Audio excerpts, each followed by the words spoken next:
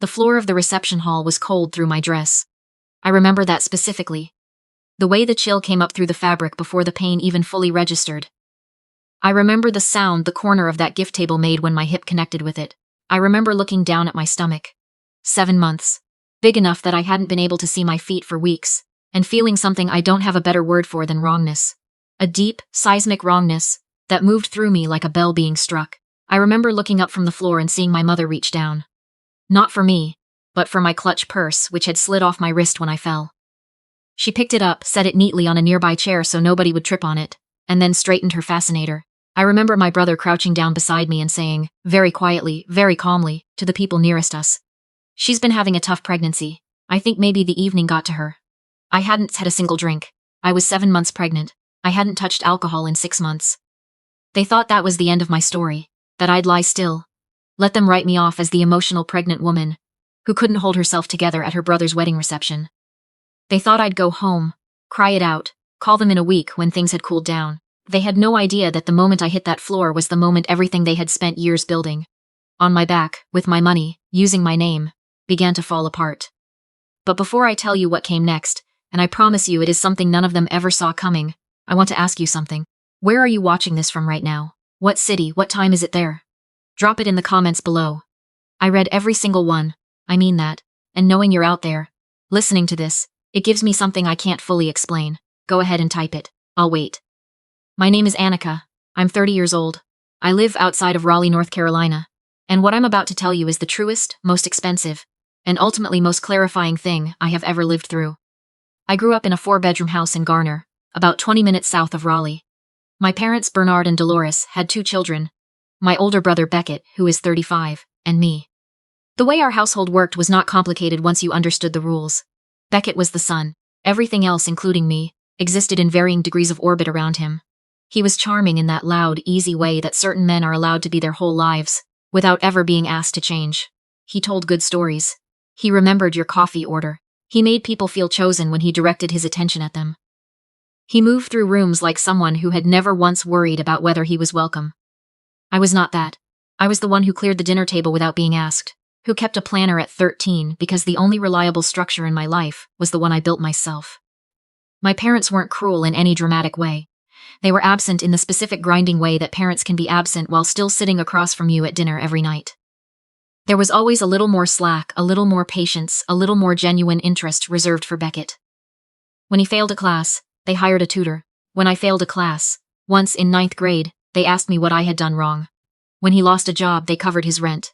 When I needed help with nursing school application fees, my mother said, "You're so resourceful, Annika. You'll figure it out." I always figured it out. That's the thing about being told you're capable your whole life. By people who mean available. You start to believe the capability is the point, when really it's just the most efficient thing to believe. About the person you've decided to rely on. I applied for every scholarship I could find. I got into the nursing program at NC State on a partial academic grant, and took out loans for the rest, the minimum I needed. And paid them off in 3 years by working night shifts at a hospital in Durham while most people my age were still figuring out how to use their insurance cards. I didn't stay at the bedside. I liked nursing, and I was good at it. But I was also practical enough to understand that financial stability in healthcare wasn't going to come from the floor. It was going to come from operations. I got my master's part-time while working, and by 28 I was a clinical operations manager at a healthcare services company in Research Triangle Park. My salary hit 6 figures the year I turned 29. I was careful with it in the way that people who grew up watching money disappear tend to be careful with money. I tracked everything. I had a savings account I didn't touch. I had a plan. I'm telling you this not to impress you, but because I need you to understand what my family saw when they looked at me. They saw a solution. They saw a resource that had not yet been fully utilized. They would never have described it that way. My mother never said, "Annika, you need to solve this." She said, "Annika, you've always been so capable." It means the same thing, but one sounds like a compliment, and a compliment lands differently than a demand. It lands like a hook. I started sending money home at 25. $500 a month, because Dolores called me crying. My father had been laid off from his machining job, and the mortgage was 3 weeks behind. I told myself it was temporary. It went on for 5 years. By the time I got married, it had crept to $900 a month, plus whatever came up. There was always something that came up. The car needed work. Beckett was between jobs. The water heater failed. I paid for all of it, because every time I tried to pull back, my mother would get very quiet and say, "We're not asking for much. We know you have more than enough." The guilt of being the one who has more than enough is a very specific and very engineered kind of guilt. It makes your success feel like the problem. I met my husband Jonah 3 years before any of this happened. He works in commercial lending. He evaluates risk for a living, reads contracts, traces the movement of money across timelines. He is meticulous in the way that people become meticulous after they've been burned by carelessness, whether their own or someone else's. Within 6 months of dating me, he had quietly noticed things I had spent years rationalizing. He never pushed. He would just hold my hand after a phone call with my mother and say, "You know you don't have to, right?" I always told him I knew. I kept sending the money. The setup happened 9 months before I ended up on that reception hall floor. Beckett called to tell me he was engaged. Her name was Ingrid. She came from a family that ran a regional chain of high-end furniture showrooms. 4 locations across central North Carolina. The kind of operation that has been in one family for 2 generations and doesn't need to advertise because the reputation does it for them. Ingrid's father, Preston, was the kind of man who said very little and meant everything he said. Beckett was 35 years old, in between sales jobs, living in an apartment our parents had been partially subsidizing for the better part of 2 years. What he needed, according to my mother in a tearful phone call that came 2 weeks after the engagement announcement, was for our side of the family to make an impression at the rehearsal dinner, for Bernard and Dolores to be able to present Beckett and Ingrid with a meaningful cash gift in front of Preston and his wife. Something that would signal that our family had stability, substance, that Beckett came from people who could contribute. They asked me to transfer $30,000 into their account. I want to sit with that for a second because I understand how it sounds. $30,000. And yet, my mother cried and said it was for appearances, just to get through the wedding, and afterward when things settled and Beckett was established in his new life, they would pay me back without question. My father got on the phone and said, "Preston is serious people. This matters, Annika, not a question." A statement. As though the transfer were already decided, and I was simply being informed of the logistics. Jonah said no. He said it clearly, in our kitchen, without raising his voice. That was our down payment savings. We had been building it for 3 years. "Do not do this," I heard him. I told him he was right, and then my mother called once more and used the specific quiet voice she reserved for when she wanted you to understand that saying no would make you a certain kind of person, and I transferred the $30,000. Jonah didn't say a word. He took a screenshot of the wire transfer confirmation. He went back through the text thread with my mother and screenshotted every message where she had explicitly promised repayment. He made a folder. He didn't tell me he had done this. He just started keeping a record. The wedding was in April. The venue was called the Linden House, a restored estate property about 30 minutes outside of Raleigh, the kind of place with iron gates and long gravel drives, and a reception tent so beautifully lit that you forgot you were in a tent. Ingrid's family had put care into every detail. The food was real and abundant. The flowers were not the kind that get swapped for fakes to save money. Everything at that wedding was exactly what it appeared to be, which in retrospect made it an uncomfortable setting for my family. I was 7 months along when I arrived. Jonah had been held up by a commercial closing that couldn't be rescheduled. He was 40 minutes out and driving over the moment it wrapped. I was swollen and exhausted and trying very sincerely to feel happy for my brother, because I thought I still could. I made it through the ceremony, through cocktail hour, through dinner. I was sitting with Jonah's aunt near the edge of the tent when I heard Ingrid, at the bar with 2 of her bridesmaids, say something that stopped me completely. $30,000, she was saying. From his parents. I told Beckett they'd come through. The temperature in my chest dropped. I found Beckett near the cake display. I kept my voice low and my expression neutral, and I asked him, very calmly, to step outside with me for 2 minutes. He followed me to the edge of the tent, near the garden exit. I asked him whether the $30,000 his parents had gifted him. And Ingrid was the $30,000 I had transferred in October. He looked at me with an expression that was not guilty and not defensive. It was blank, with a slight tilt of confusion, like I was speaking a language he had specifically decided not to learn. "That money was from Mom and Dad," he said. "Whatever you gave them was between you and them." "Beckett," I said, "I have the wire transfer confirmation from my account, October 14th. He shrugged. "Then talk to them about it." He turned and walked back into the tent. My parents found me before I'd taken 5 steps inside. Bernard took my arm just above the elbow, firm enough to steer, light enough to deny. He walked me toward the exit corridor where the band's sound covered the conversation. "You are not doing this tonight," he said. That was my money, $30,000 that I was saving for. You will get it back, my mother said. She was standing just at his right. Her voice was smooth and practiced. This is not the time. I want it in writing, tonight, something signed. You are pregnant and overwhelmed, my father said. Stop. I told him I was going to contact my bank and request a fraud investigation in the morning. That was the word I used. Fraud. What happened next was not dramatic. Real things rarely are. It was fast and small and brutal in the way that genuine violence is. Not cinematic, just sudden. My mother grabbed my wrist, hard. I felt it in my shoulder. I pulled back. She held. My father stepped forward, and my heel caught the low wooden riser at the edge of the dance floor. One of those platforms venues use to give the dancing space definition, and I went backward and sideways at the same time. The right side of my hip and belly struck the corner of the gift table. My full weight at 7 months pregnant, and the impact moved through me in a way that bypassed thought and went straight to something below language. I was on the floor. I held my stomach and tried to understand what my body was telling me. Baby, I thought. What is happening with her? I looked up at the tent chandeliers and tried to breathe through what was still radiating outward from my right side. My mother bent down. She picked up my clutch purse, which had slid off my wrist when I fell. She placed it on a nearby chair so no one would trip on it. Then she straightened her fascinator and turned toward the nearest guests. My brother was already crouching beside me, his voice aimed outward toward the people who had turned to look. She's had a really tough pregnancy, he said. I think the evening got to her. Murmurs of sympathetic understanding moved through the small cluster near us. I had not had a drink. I had not had a single drink in 6 months. Everyone nodded.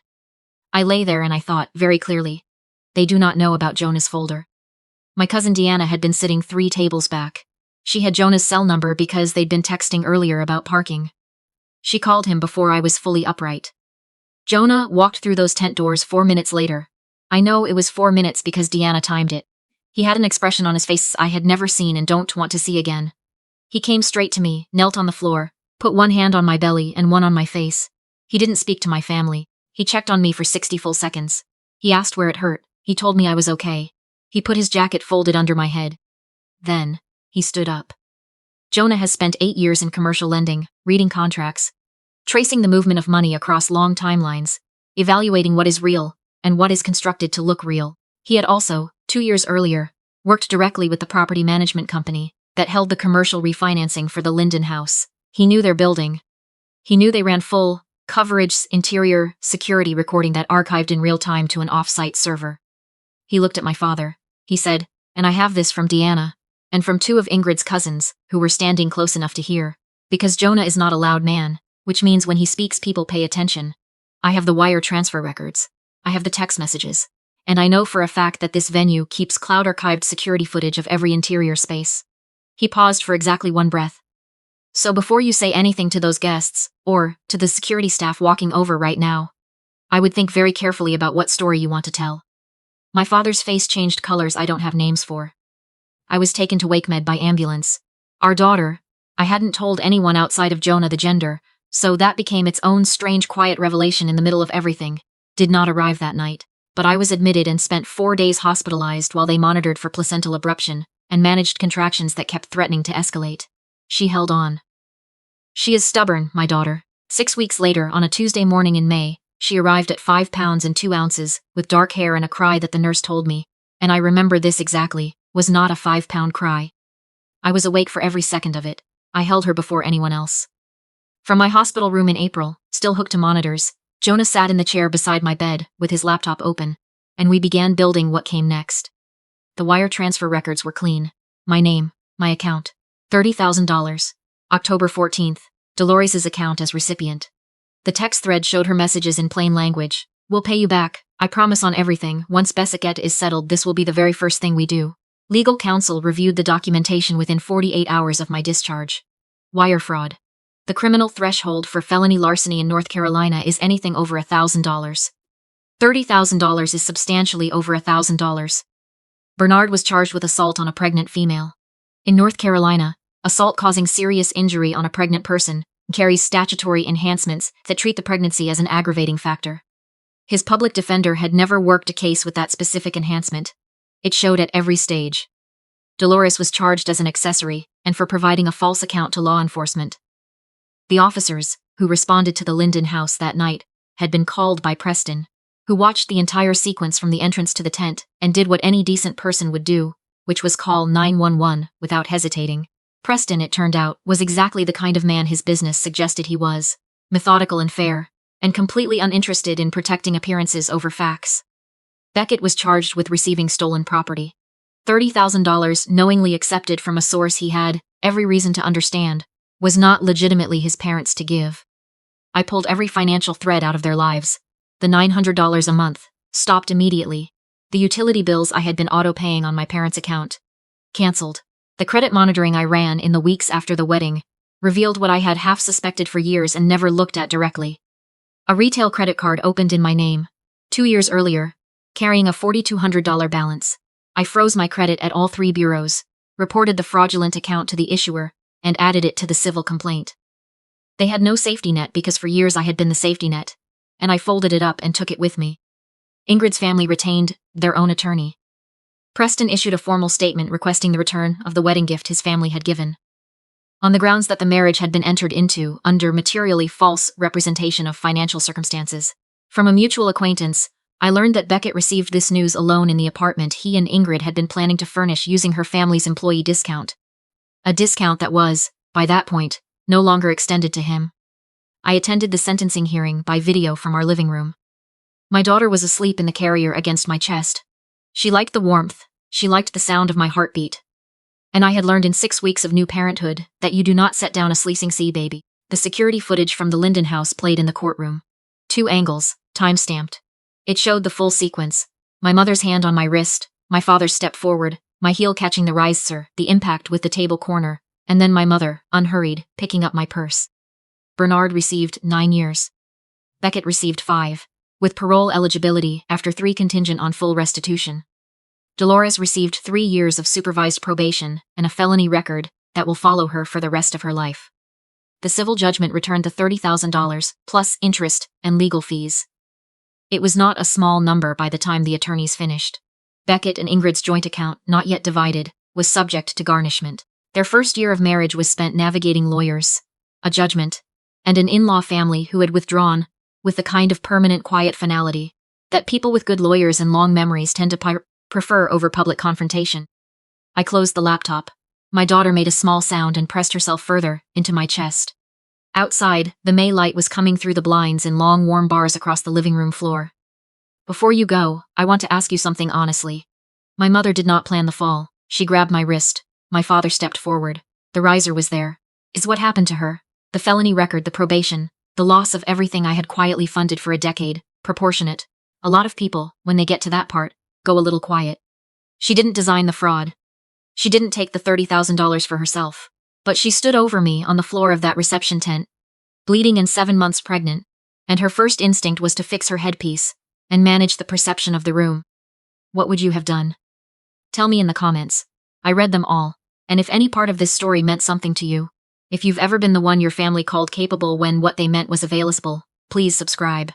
New stories go up every week. You are not invisible here, and you are absolutely not alone.